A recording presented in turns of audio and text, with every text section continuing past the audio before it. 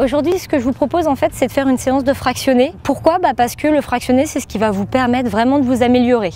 Juste des footings, c'est bien pour l'entretien, et le fractionné, c'est le but, c'est d'améliorer votre vitesse maximale aérobique, donc gagner justement en vitesse et en puissance. On y va? Allez, go. Prêt? Allez, top!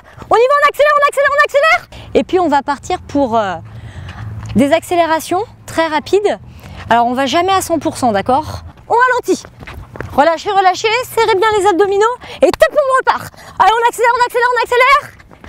On relâche. On ralentit. Essayez de bien vous grandir, serrez les abdominaux et on relâche. Marchez. Donc on va prendre l'exemple de la parisienne. Pour s'entraîner à faire la parisienne, si on se cale déjà 3 entraînements dans la semaine, l'objectif c'est sur les 3 entraînements d'avoir au moins 2 séances de fractionné. Et ensuite à l'intérieur de cette séance, quand tu fais du fractionné, il va y avoir du fractionné court, du fractionné long. Au départ, quand on n'est pas habitué, on préconise plutôt du fractionné court. Du 10 secondes, j'accélère, 10 secondes je récupère, ou en marchant ou en trottinant. Et plus tu vas justement t'améliorer, et plus tu vas faire du long, du fractionné long.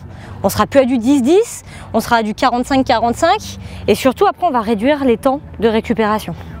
Des idées de chiffres pour quelqu'un qui débute, on va faire un fractionné très court, 10 secondes, donc 10 secondes rapides, 10 secondes de récupération en marchant, 15-15 et puis au fur et à mesure on va augmenter, on va faire du 30-30, 45-45, on peut aller jusqu'à du 1 minute, alors là bien sûr on n'est plus sur un total débutant.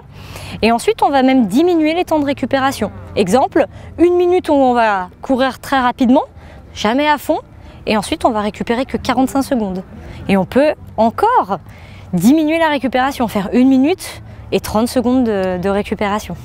Évitez de faire des séances avec du fractionné qui ne s'entrecoupe pas de repos, parce que le fractionné va demander beaucoup d'énergie au corps, et puis aussi veiller à ce que le fractionné ne soit pas réalisé par des personnes débutantes et surtout non accompagnées, d'où l'intérêt des coachings de la parisienne.